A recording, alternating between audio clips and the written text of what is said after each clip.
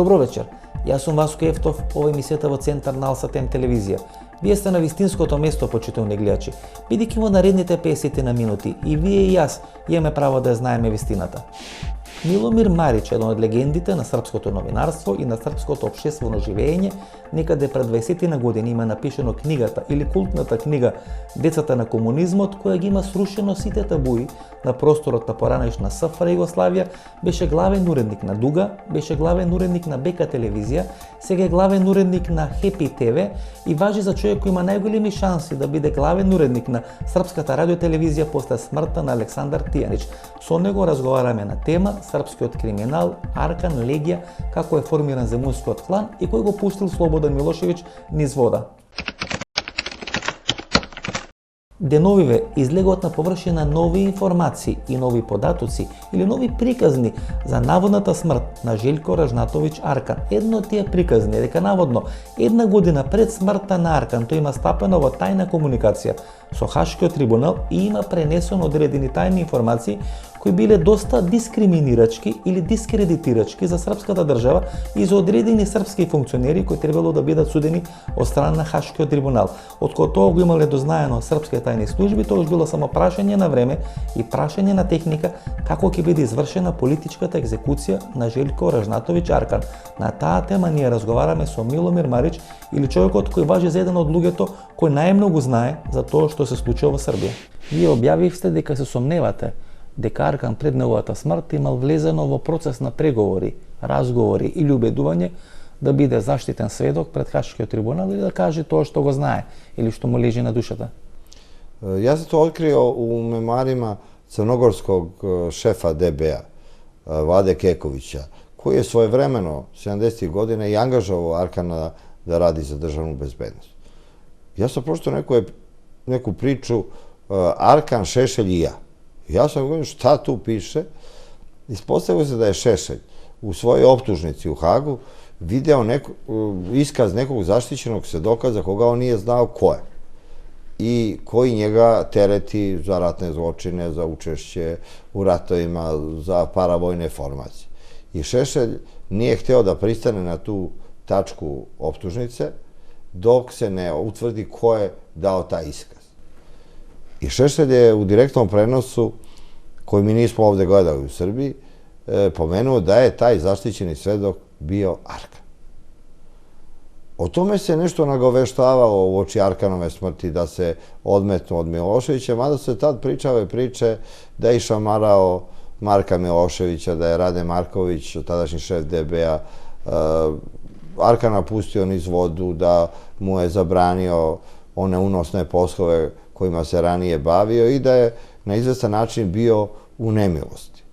Međutim, posle Arkanove smrti stvarao se mit da je Arkan ubijen da bi bilo 5. oktobra. Da je Arkan bio živ, 5. oktobar se nikad ne bi desio. Međutim, ja znam, bio sam i prisutan na nekim svadbama, slavama, gdje su i Đinđić i Arkan sedeli zajedno. I Ružica i Zoran su i otišli kod Cece da izraze saučešće. Tako da su to više mitovi nego stvarnost.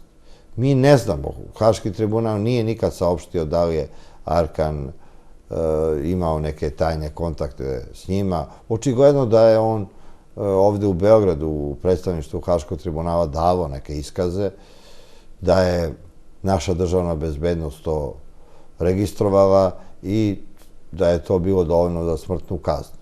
Misterija oko njegove smrti je ostala. Imamo jednu situaciju da je osuđeni ubica,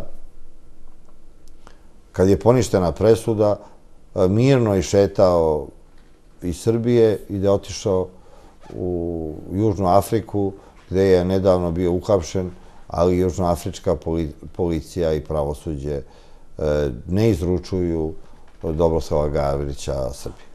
Добро, според вас и според сите индици кои ги имате, може ли да се каже дека Аркан влегол во такви некои тајни разговори или договарање со Хашкиот трибунал и дека може би затоа е убиен? To je potpuno jedna nova priča i kad sam ja to objavio, sin Arkanov koji živi u Americi, Vojin, on je rekao da to nije istina i da je meni to neko podmetnuo. Meni to niko nije podmetnuo, ja sam to zaključio na osnovu činjenica koje sam dobio. To su ti memoari Vlade Kekovića, izjava Šešelja u Hagu, ali ja nisam to istraživao dalje. Kad budem završavao film o Arkanu koji spremam, ja ću se time ozbiljnije pozabaviti i probat ću da nađem neke prave dokumente oko toga. Ja sam međuvremenu našao preko 100 sati gde Arkan govori svoj život. Čak nekim stranim novinarkama koje su mu bile simpatične, on je želeo da se hvali. Da priča kako je obio banke na zapadu, kako je bežao iz zatvora, kako je bio James Bond Josipa Broza Tita. Ono što je ovde negirao i u razgovoru sa mnom i što je mene koštao osude na smrt, Arkan je mene bio osudio, daću ti 6 meseci života, onda ću ti dati najveću čitulju u politici, održat ću ti govor na grobu i svakog prvog me obaveštavao koliko mi ostaje još život. Ja sam pokušavao da izvučem od njega te priče, međutim on je sve to negirao. Čak je morao jedan put Ceca da interveniše.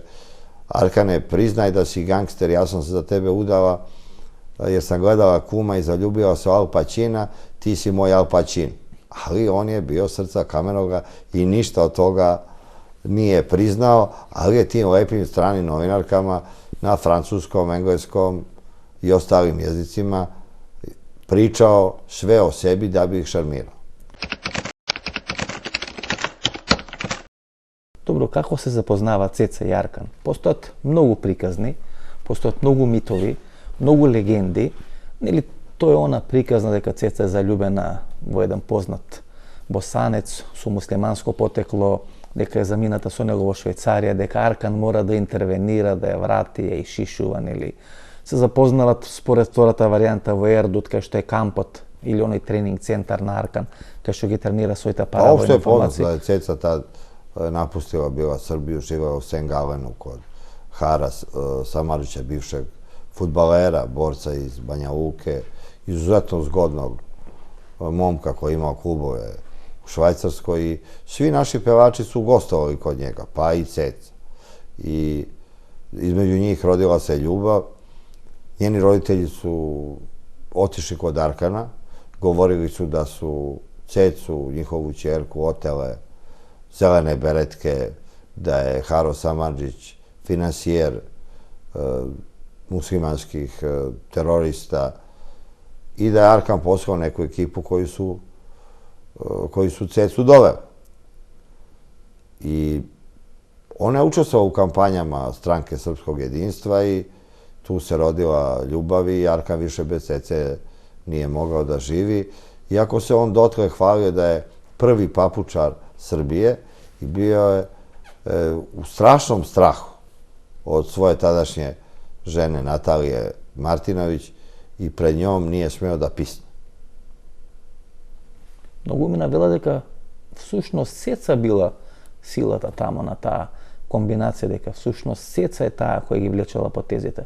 Па дури после смртта на Аркан гледаме дека Цеца знае добро да плива, не само политички, туку и економски и бизнис.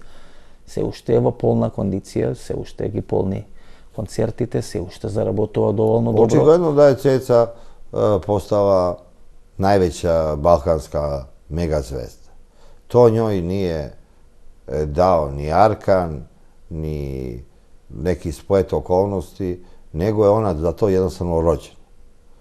Ona je u vreme Arkana sigurno bila privilegovana u smislu da je Arkan kao svetski čovjek želeo da napravi od nje prvu pevačicu s ovih prostora koja će pevati u Sanremu. Jer je on generacija koja je gledala Sanremo, voleo italijansku muziku, dobar deo života je proveo u Italiji i kad je preuzeo Cecinu karijeru, on je želeo da ona peva u Sanremu. I spremao je Cecu da peva u Sanremu. Međutim, pošto je ona bila Arkanova žena, to tad u vreme kad je Arkan bio prokažan, kad je bio optužen za ratne zločine, kad je bio na crnim listama Interpola. Neka politika se tu umešala i Ceca nije pevala u Sanremu. Međutim, posle Arkanove smrti ona je morala da nastavi karijeru. Imala je vrlo dramatične momente. U Sablji je hapšena, Legija, Dušan Spasović i ostali su ipak bili strah i trepet i za vladu Srbija, kamoli i za Cecu. I ona je pokušavala da u toj situaciji pliva. Optužena je bila da je krila atentatore na Đinđića, da im je davala alibi. Ništa od toga nije dokazano u istrazi protiv Cece, osim sumnjivih transfera fudbalera Obilića. Obilić nije imao te fudbalere kao Crvena zvezda i Partizan, niti su fudbaleri Obilića išli u najveće svetske klubove. Ali sva kola su se slomila na njoj da ne bi stradali predsjednici i funkcioneri Crvene zvezde i Partizana. Ceca je sve to prevazišla. I ona ponovo, gde god se pojavi, to je jedna ludnica i nijedna estradna umetnica ni izbliza ne uživa taj renome i tu harizmu kao Ceca. Објавувавте многу работи за Аркан, велите се правите и филм за негово неколку продолженија. Не, пошто сам ја био осуđен на смрт од njega, ја могу да правим и позитивен филм од njemu. Како станавте жив? Pa eto, kad sam ga video jedan put, ja sam rekao, evo stigao moj ubica, međutim, poranio si, imam još 3 meseca života.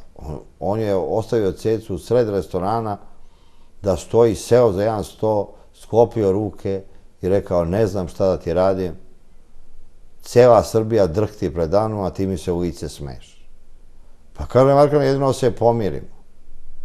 I on je rekao, sutra u isto vreme, na isto mesto u klubu književnika, u elitnom beogradskom restoranu, da se vidimo na večer.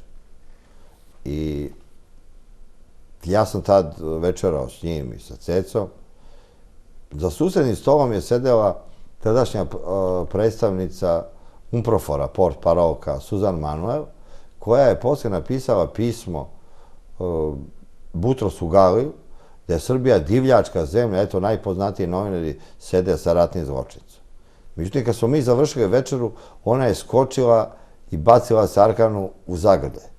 I ja sam napisao u pismu Ujedinim nacijama, ja sam sedeo s Arkanom da spasem svoj život, a vaša predstavnica se ljubila s Arkanom jer voli razbojnika. Јавна тајна е дека во поранешна Југославија службите за државна безбедност, УДБА и КОС ги користеа криминалците во тој процес на политички екзекуции, најчесто на територијата на Западна Европа и во Америка. Начело на тој проект се наоѓаше Стане Доланц. Аркан беше еден од тие извршители. Меѓутоа, интересен е фактот дека во најголем дел криминалците биле поранешни деца или биле деца на поранешните структури или официри на УДБА и на КОС. Аркан е еден од таквите примери, бидејќи неговиот татко бил поранешен официр или полковник во УДБА и во КОС. Кој е Легија? Човекот се појавува некаде почетокот на 90-тите години, вело дека има завршено фризерско средно училиште, многу мина се сомнева дека воопшто бил во Легија на странците, вело дека ученик на Аркан, доаѓа на чело на таа специјална единица ЈСО или тие специјални црвени беретки, има блиски контакти, дури многумина смета дека стои позади земунскиот клан и дека сите тие, ајде да речеме, отмици, киднапирање на познати бизнисмени тука во Србија, Мишкови, за кој се платил некаде околу 7 милиони марки, подосна станува збор за Милија Бабовиќ, еден од најбогатите Срби, а парите за киднаперите да го ослободат ги носи Жарко Зечевиќ, поранешен генерален секретар на фудбалскиот клуб Партизан. Татко му Славко Зечевиќ е еден од шефовите на српската УДБА во текот на 60-те, 70-те години. Он е бил министар српске полиције. Кој е Легија всушност? U mojoj emisiji Kristijan Golubović, jedan od posljednjih preživelih žestokih momaka, jedini preživeli iz onog filma Vidimo se učitelji, je ispričao svoje druženje u djetinjstvu sa Miloradom Ulemekom, koji će kasnije postati poznat kao Legija. njih dvojica su bili žestoki momci na Novom Beogradu, klinci. Legija je vežbao dizanje tegova i oni su jedanput opljačkali jednu Elanovu prodavnicu iz Slovenije koja je prodavala ne samo skije, nego i tegove za dizanje. I Kristijan je ispričao kako je Legija njega terao, pošto je bio jak, da nosi tegove 150 kilograma od te prodavnice pored opštine Novi Beograd do solitera u kome Legija stanovao pored hotela Jugoslavije. I kaže, mi smo bili toliko glupi da nismo kotrljali te tegove, nego smo ih nosili. To sigurno ima kilometar. Kasnije su oni, kad su ih policija već gonila, uvrteli u glavu da niko nije opljačkao švajcarsku banku i da će njih dvojica da uđu u istoriju kao prvi ljudi koji su opljačkali neku švajcarsku banku. Njih dvojica su krenuli i u Milanu su imali neki incident. Policija ih je nešto gonila i Legija je promašio Švajcarsku i otišao u Francusku. Tamo imao neki udes na vratima neke diskoteke, nekog čoveka je zveknuo, policija ga je gonila i on nije znao kuće da se skloni. Rekli su mu da je to jedino rešenje Legija stranaca, jer kad čovjek ulazi u Legiju stranaca, svi raniji grehovi ostaju iza njega. Tako je Legija postao legionar.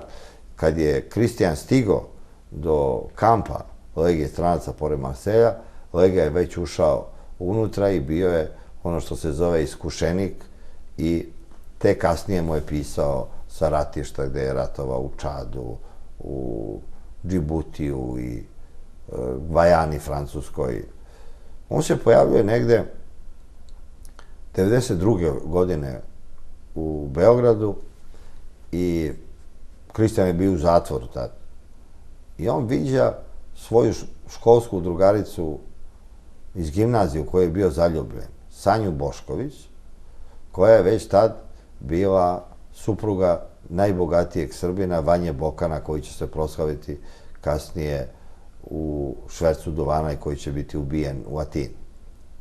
Njen otac je tad bio penzioner, međutim, posle smenjivanja generala Aleksandra Vasiljevića, šefa KOS-a, Jugoslovenske narodne armije, on je izabran za šefa KOS-a. I Legija u pratnji Zvezdana Jovanovića sa generalom Boškovićem uleće u kancelariju Vasiljevića i otimaju kancelariju i Bošković postaje šef KOS-a.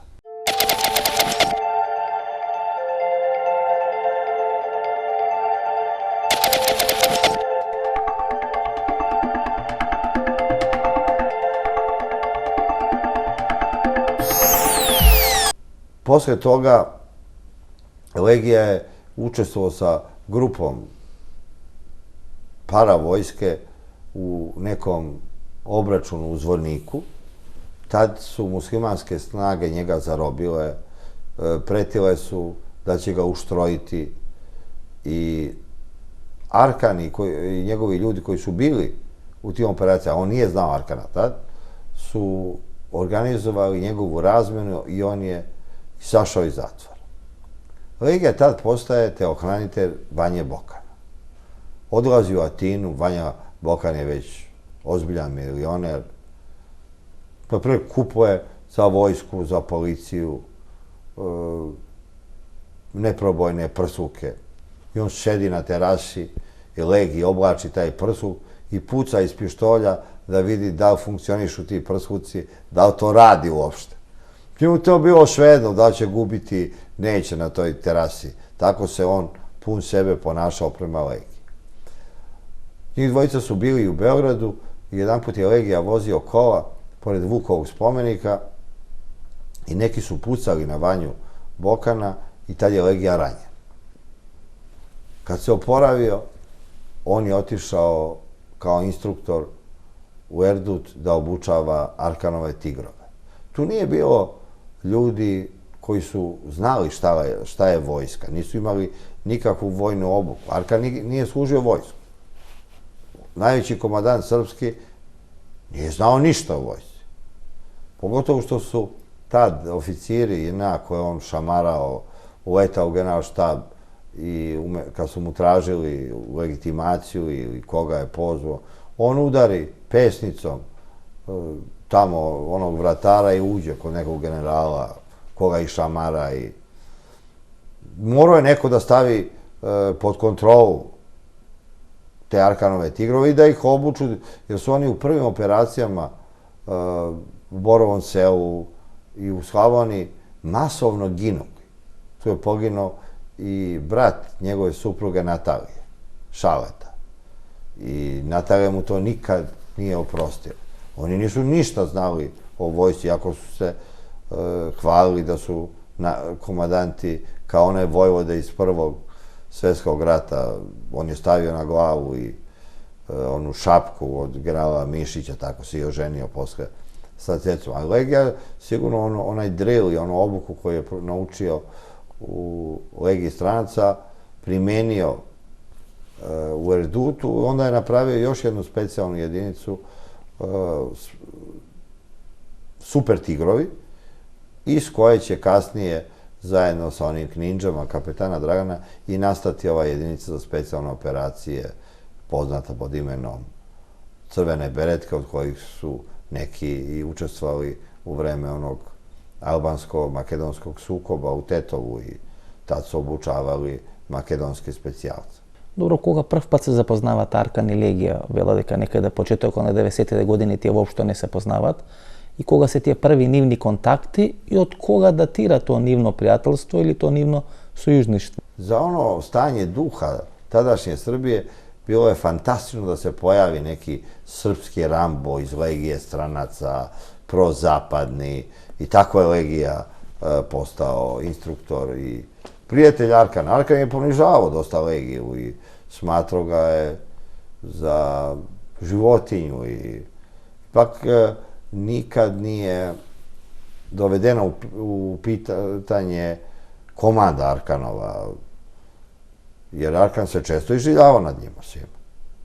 On je iznajmljivo Legiju da ratuje za Fikreta Abdića, za razne bogate ljude u ovim nesretnim ratovima, tako da, ali Legija je verovatno hteo da se nametne i uspeo je tek kad je postao komandant jedinica specijalne operacije i od tog žestokog momka on postaje zvanični funkcioner državne bezbednosti, jer je ta jedinica bila oružana formacija Srpske državne bezbednosti. Тука нека да према мала пауза за реклами, останете со нас, се враќаме за неколку минути.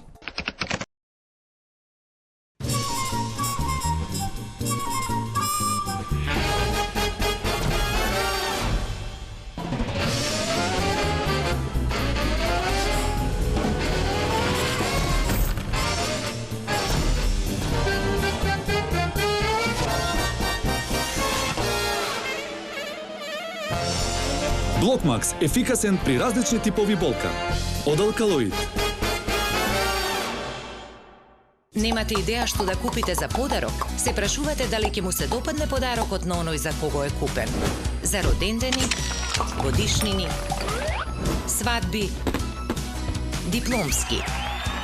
Сега има сигурно решение. Картичките за подарок на Евростандард банка се вистинскиот подарок за секоја прилика.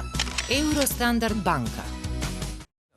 Во денешно време, човек не мора да се малтретира со одење до супермаркет, враќање од супермаркет, одење, враќање, плаќање, паркинг, па ред, па каса, па гужва, па набавка, па одбавка. Сето тоа е минато. Од сега ќе ви треба само компјутер. Качете се на doma.mk.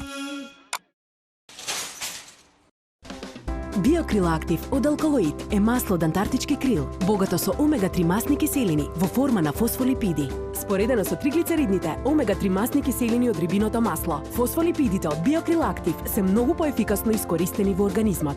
Помага во регулирање на нивото на холестерол во крвта, комплетен извор на есенцијални масни киселини, природен антиоксиданс астаксантин. Биокрил Актив, клинички испитан производ.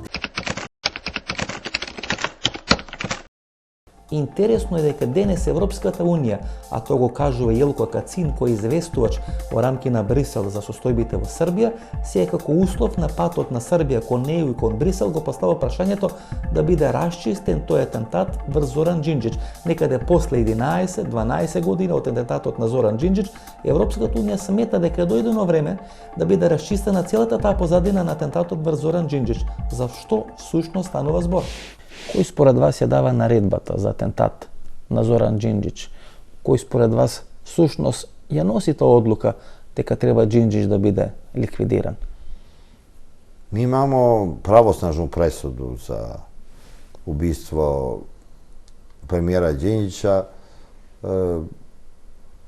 i mnogo teorija, te metak od leda, te treći metak, te izjave kontradiktorne svedoka. Mi još ne znamo pozadinu i političku i kriminalnu i atentata na američkog predsjednika Kennedyja, ni na princezu Lady Dianu. Tako da je misterija ostala i politička pozadina ubistva Zorana Đinđića. Očigledno je da su ti ljudi koji su za to osuđeni i učestvovali u tom atentatu. Ali, pošto su oni uvek bili službenici neke veće mašinerije, neko je iza toga stajao. Predsjednik Tadić mi je rekao da po nalozima naših tajnih službi, otkrićima i domaćih, on je kao predsjednik države imao uvida u to, da ni u jednom presretnutom razgovoru, ni u kakvoj istrazi, niko nije pomenuo predsjednika Vojislava Koštunicu, koji je bio u sukobu sa Đinđićem i koji je posle atentata najviše politički profitirao kao vođa najmoćnije stranke i predsjednik srpske vlade. Takozvana druga Srbija optužuje Koštunicu da je u pozadini ubistva Đinđića. Mi još ne znamo šta se desilo, iako je, kao što je bio zahtev Evropske unije da se preispitaju 24 sporne privatizacije, sad jedan od novih uslova za nesmetane pregovore Srbije sa Evropskom unijom je i da se ispita politička pozadina ubistva premijera Zorana Đinđića. Vidjet ćemo šta će da se iz toga izrodi. Слободан Милошевиќ поминува во тие 20 на години еден бурен период од човек кој е фаворит на американците за спасување на Титова Југославија до човек кој е на црната листа на американците и подосна го носат во Хаг, кај што го завршува својот живот. Меѓутоа тука е клучното прашање кој де факто го пушта Слободан низ вода. Како Слободан Милошевиќ ја губи власта. Ја спомнавте на почетокот на разговорот дека има многу теории дека Аркан морал да биде убиен за Милошевиќ да може да изгуби власта, иако има исто така индикации дека Аркан уште пред да биде убиен ги има веќе подобрено своите релации со Зоран Џинџич и со таа условно речено демократска Србија. Mi znamo Arkana iz raznih perioda. Prvi put je Arkan ušao u politički život kao vođa navijača Crvene zvezde Delija. Onda je bio neki veliki skup radnika iz Rakovice koji su izražavali svoju podršku Slobodanu Miloševiću ispred Savezne skupštine. Vođa tih radnika u radničkom modelu bio je Željko Ražnatović Arkan i fotografisan je. Kad su ti radnici skandirali na čelu sa Arkanom Slobo, volimo te, Slobodan Milošević je rekao volim i ja vas. 9. marta 1991. godine video sam Arkana u jednom spačeku u kožnoj jakni kad je sa tim spačekom jurišao na demonstrante Vuka Draškovića koji su demonstrirali protiv Slobodana Miloševića. On se tad predstavljao kao nekakav slučajni vozač koji neće da trpi tu gužvu na ulici, hoće da prođe sa tim svojim spačekom. Posle je uhapšen u Hrvatskoj u vreme Balvan revolucije. On se pravdao pred sudom u Zagrebu da nije nosio tamo Srbima oružje da dižu ustanak, nego je posjetio navijače Crvene zvezde iz Knina i podelio im crveno-bele šalove, dresove Crvene zvezde. On je doživeo utakmicu famoznu u Bariju, kada je Zvezda postala prvak Evrope, u zatvoru. I molio je zatvorske vlasti u Zagrebu da mu donesu televizor da vidi kako Zvezda postaje prvak Evrope. Oko njegovog izlaska iz zagrebačkog zatvora govorilo se i u Hrvatskoj i u Beogradu da je neko dao pare, da je to stvar nagodbe između srpskog ministra policije Radmila Bogdanovića i tadašnjeg hrvatskog Josipa Boljkovca. Govorilo se da je Tuđmanova ćerka bila oteta u Beogradu i odvedena na neku planinu. Ona je tad bila udata u Beogradu za direktora farmaceutske fabrike Dalija, Nevenka Košutić. I da je Tuđman morao da pusti Arkana da mu vrate ćerku. To su sve teorije koje nikad nećemo razotkriti do kraja. Како паѓа Слободан Милошевиќ? Како се реализира целата таа операција за паѓање на Слободан Милошевиќ? Кој всушност му го трга тепихот од под нозе? Slobodan Milošević je imao neobičnu sudbinu. On je bio predsjednik Beobanke u Americi, upoznao je te tajne vladare sveta i Rockefellera i druge najmoćnije ljude, pripadnike tih tajnih svetskih vlada koji određuju koju zemlju treba rastoriti, gde će izbiti rat, gde će doći nesreća. On je bio očigledno deo tog projekta i favorit te strukture da preuzme vlast u onoj Jugoslaviji. Međutim, u onako uzburkanim nacionalnim strastima i prvenstveno zbog načina na koji je došao na vlast u Srbiji, zbog te antibirokratske revolucije, kad su rušena rukovodstva u Vojvodini, u Crnoj Gori, on je postao opasnost. I taj projekat, umjesto za očuvanje Jugoslavije, usmeren je za razbijanje Jugoslavije. On je očigledno satanizovan kao balkanski kasapin, ratni zločinac. Međutim, posle Dejtona, on je jedno 2-3 godine uživao veliku naklonost Amerike i postao je faktor mira i stabilnosti. U američkim novinama se više o njemu nije pisao kao o balkanskom kasapinu, nego kao o princu Balkana. On je čak sam širio među svojim saradnicima legendu da je on američki čovjek na Balkanu. Rezultat njegove vladavine je otprilike takav. Ostvareni su sve američki interesi na Balkanu, a nijedan srpski. Iako je za vreme svoje vladavine bio voljen i proglašavan za vožda, naslednika i Karađorđa i kneza Miloša, ali rezultat njegove vladavine bio je koban za Srbiju. Neki analitičari i obaveštajci smatraju da je on sam sebi presudio kad je zanet zapadnom podrškom postao nezasit. Malo mu je bila Srbija, malo mu je bila američka podrška i on je tad prvi govorio da je Srbija lider u regionu.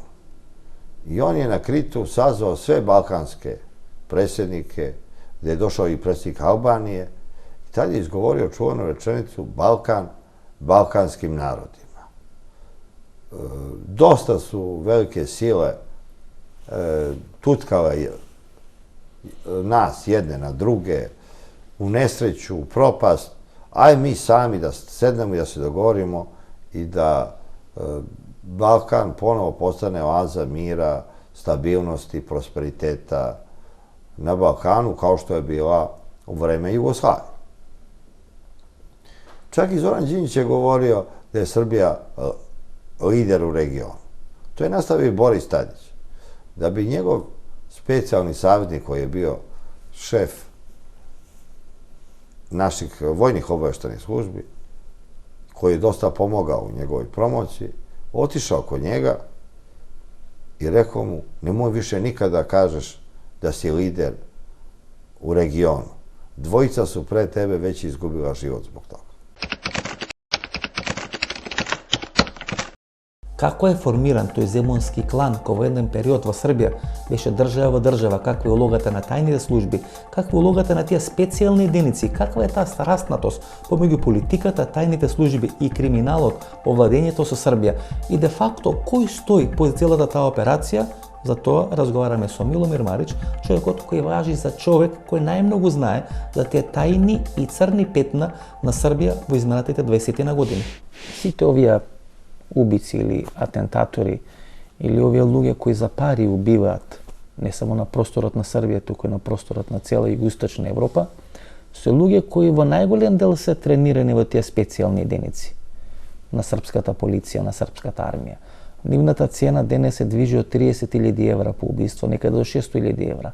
Например, 600.000 евра, како што пишуваат белградските медиуми, се плаќа за убиството на човекот кој го има убиено братот на Лука Бојовиќ, кој сега стана или е шеф на земунскиот клан. Ja se bojim sad da se vraćaju 90. Ponovo je velika nestabilnost na ulicama, ponovo su sačekuše.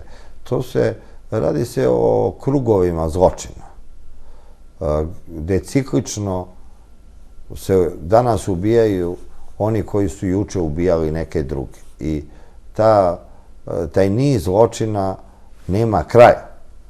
Tako da imamo situaciju da se to nastavlja. Čim je kriza ekonomska,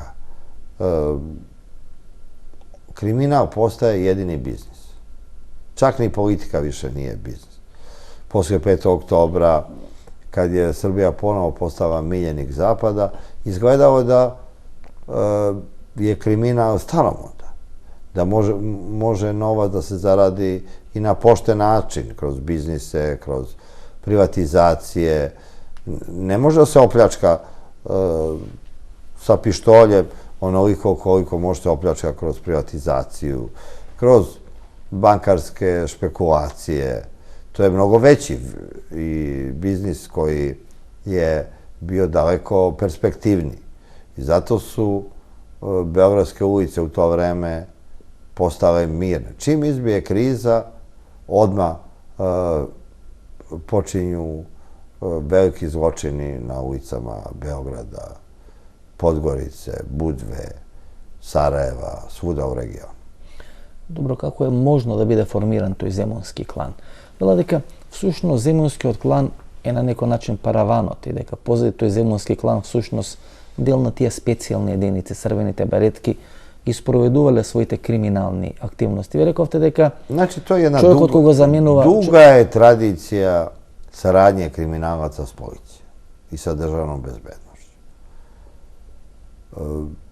Nijedan veliki beogradski kriminalac nije mogao da uspe, da se proslavi, a da ne bude počišćen sa ulice posle 7 dana, ako mu otac nije bio bar pukovnik Kosa.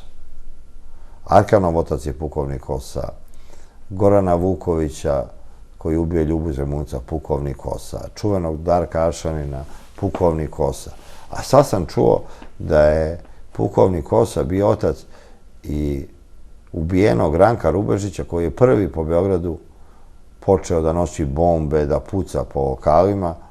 Dotle su to bile fair tuče iz vremena Ljube Zemunca, pesnice, da se pobiju, izađi, ko će koga da prebije, ko je jači. Rubežić unosi prvi taj novi način obračuna. Jedan od Arkanovih prijatelja iz mladosti, koji je predsjednik bokserske federacije Crne Gore i koji je menadžer u profesionalnom boksu, pričao mi scenu kad se Arkan vraća iz Švedske, pod lažnim imenom Slaviša Orlović, fudbaler naš koji je zaradio velike pare u Švedskoj, i svi prijatelji iz mladosti morali su da mu se obraćaju sa Slaviša. I on je nosio mini val, ofarbanu kosu u plavo, i tek posle 2 godine su prijatelji iz detinjstva smeli da ga zovu Željko. 2 godine on bio Slaviša, jer je prethodno obavio neke misteriozne akcije za državnu bezbednost. Došao do neke tuče među tim starim drugovima i hteli su taj bokser i još jedan da se pobiju. Arkan rekao, vi ste prevaziđeni. Ovo je nova doba, ovo je 21. vek. Kakve pesnice? Metak rešava sve. I tada je počela ta nova epoha.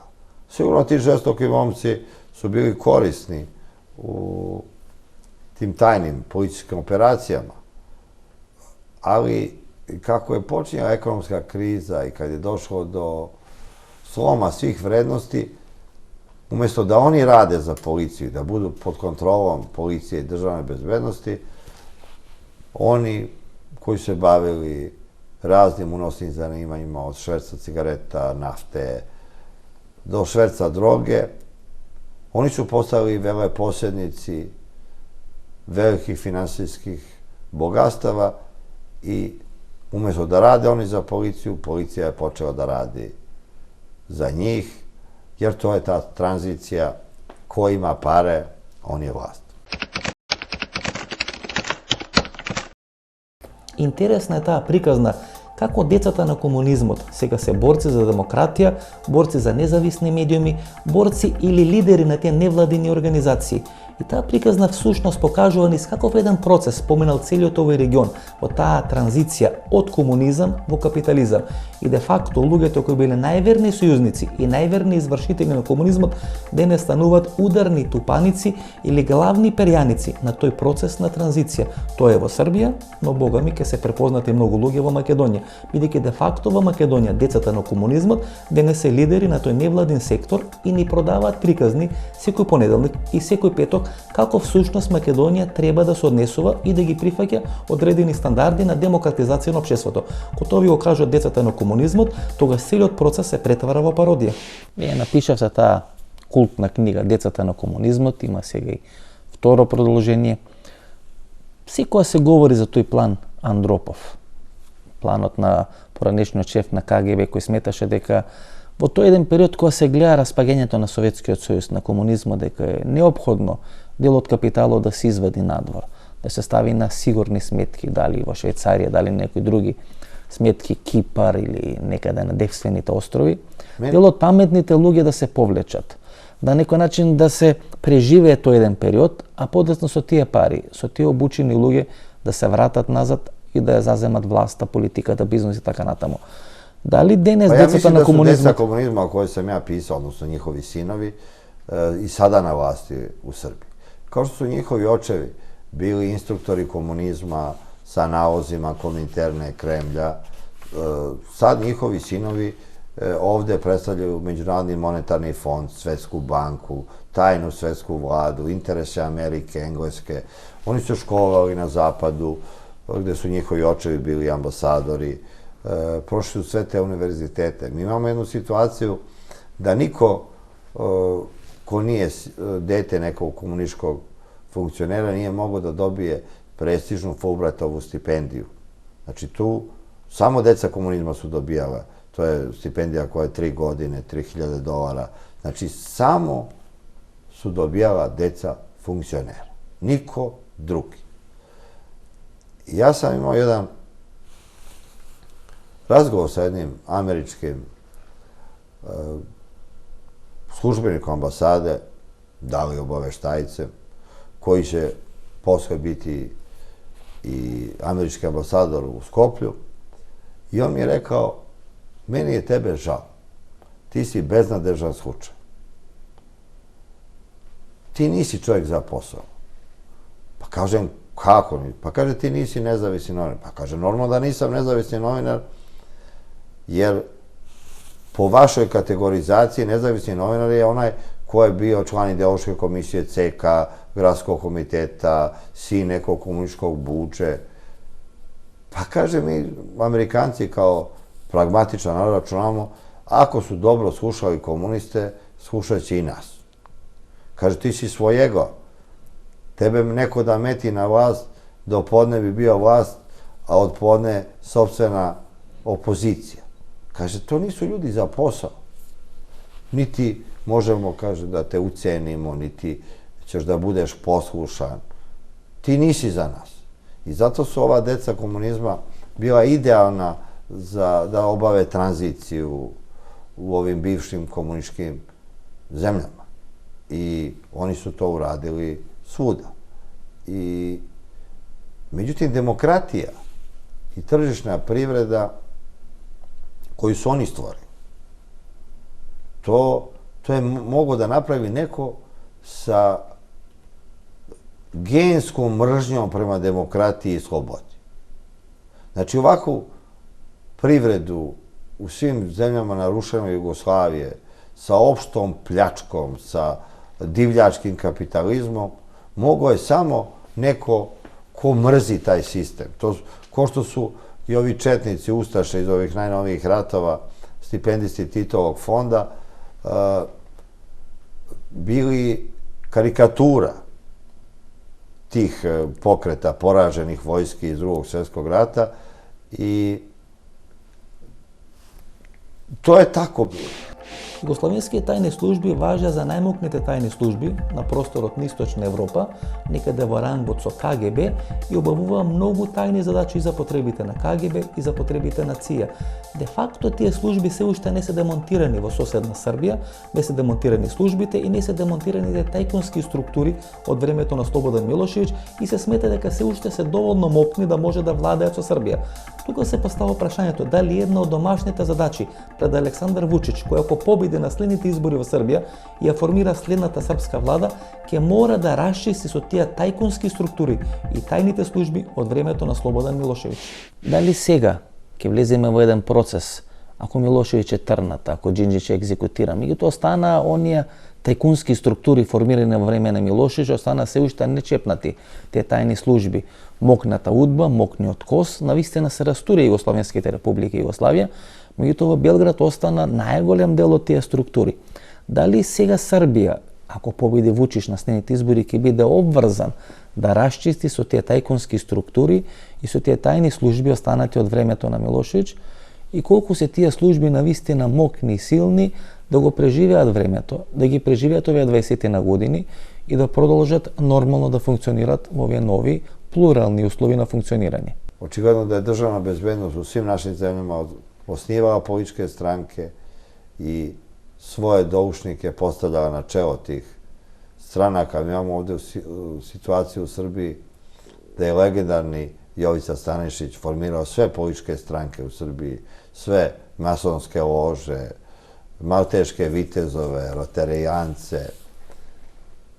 I on je meni priznao da je njemu najvažnije bilo da na čelo političkih stranaka u Srbiji postavi takve ludake prema kojima će i Slobodan Milošević delovati kao potpuno normalan. I otud Šešelj, Vuk Drašković i ostali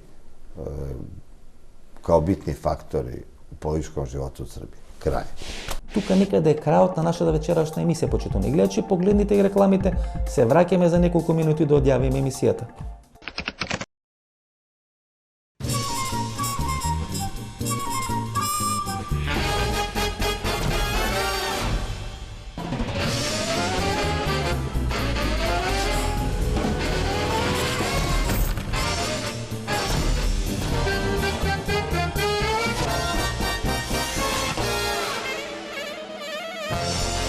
Блокмакс – ефикасен при различни типови болка. Од Алкалоид. Немате идеја што да купите за подарок? Се прашувате дали ќе му се допадне подарокот на оној за кого е купен. За родендени, годишнини, свадби, дипломски. Сега има сигурно решение. Картичките за подарок на Евростандард банка се вистинскиот подарок за секоја прилика. Евростандард банка. Во денешно време, човек не мора да се малтретира со одење до супермаркет, враќање од супермаркет, одење, враќање, плаќање, паркинг, па ред, па каса, па гужва, па набавка, па одбавка. Сето тоа е минато. Од сега ќе ви треба само компјутер. Качете се на дома.мк. Биокрил Актив од алкалоид е масло од антарктички крил, богато со омега-3 масни киселини во форма на фосфолипиди. Споредено со триглицеридните омега-3 масни киселини од рибиното масло, фосфолипидите од Биокрил Актив се многу поефикасно искористени во организмот. Помага во регулирање на нивото на холестерол во крвта, комплетен извор на есенцијални масни киселини, природен антиоксиданс астаксантин. Биокрил Актив, клинички испитан производ. Ова беше емисијата во Центар Јас сум Васко Ефтов, почитувани гледачи. Вие вечерва можете да го последите досието или интервјуто со Миломир Марич на тема како е формиран тој криминален клан кој владееше со Србија и дали има нови информации и индикации дека можеби Аркан влегол во тајни преговори со Хашкиот трибунал и затоа бил екзекутиран на српската политичка сцена. Ние се гледаме идниот вторник во истото време. Пријатно вечер, Македонија, каде и да си.